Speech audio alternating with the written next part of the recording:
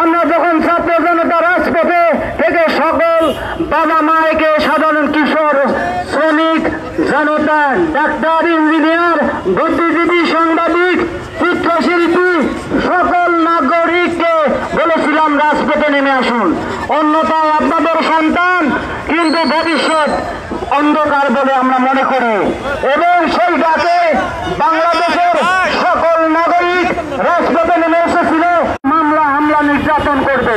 তার এই পরিপ্রেক্ষিতে সকল জনতা রাজপথে নেমে আসার পরিপ্রেক্ষিতে আওয়ামী লীগের স্বৈরাচার সরকার পালাতে বাধ্য হয় এবং স্বৈরাচার সরকার পালানোর পরে আমরা জানি যে আমাদের চাওয়া বর্তমান বিশ্বের অন্যতম, আপনারা শুনে এটা খুশি হবেন যে বর্তমান বিশ্বে যে 100 জন ক্ষমতাধর ব্যক্তি রয়েছে, আমরা চরম সৌভাগ্যবান বাংলাদেশী হিসেবে যে আমাদের বর্তমান প্রধান উপদেষ্টা ডক্টর ইউনূস স্যার সেই 100 জন প্রভাবশালী ক্ষমতাধর ব্যক্তিদের মধ্যে একজন।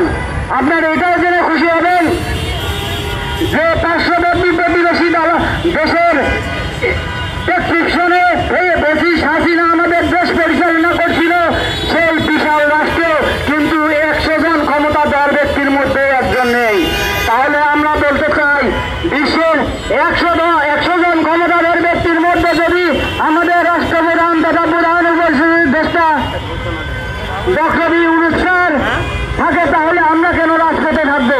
তো সম্মানিত উপস্থিতি, একটা ঘোষণার পরে আবার আমাদের কথা আন্দোলন স্লোগান চলবে যতক্ষণ পর্যন্ত আমাদের 35-এর বিষয়টি আমাদের তরুণ সমাজের আইকনরা সাজিদ নাহিদ, হাসনাত এবং নাগরিক কমিটি তথা এনসিপির প্রতিনিধি আমাদের সাথে দেখা করে সমাধানের আশ্বাস দিবে না বা সমাধানের কথা বলবে না, ততক্ষণ পর্যন্ত আমরা এখানে থাকবো। প্রয়োজনে রাত দিন আমরা 1 ঘন্টা অপেক্ষা করব।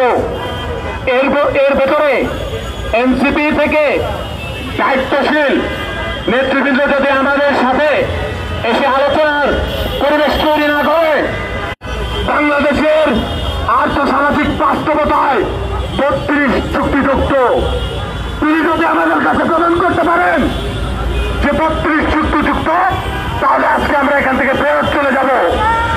তিনি যদি সেটা প্রমাণ করতে ব্যর্থ হন তাহলে হয় আমাদের যারা আমরা বিগত স্বৈরাচার সরকারের সময় নানানভাবে বঞ্চিত হয়েছি, অবহেলিত হয়েছি, নিগৃহীত হয়েছি, তাদের চাকরির ব্যবস্থা করবে, না হলে আমাদের আবেদনের সুযোগ তৈরি করার জন্য যা যা পদক্ষেপ নেওয়া দরকার একটা রাজনৈতিক দল হিসেবে সেই সকল পদক্ষেপ নিতে আমাদেরকে সহযোগিতা করবে। আপনারা রাজি আছেন কিনা? আপনারা রাজি আছেন পক্ষে আছে কিনা? এদেশে 32 বাস্তবায়ন করা হয়েছে।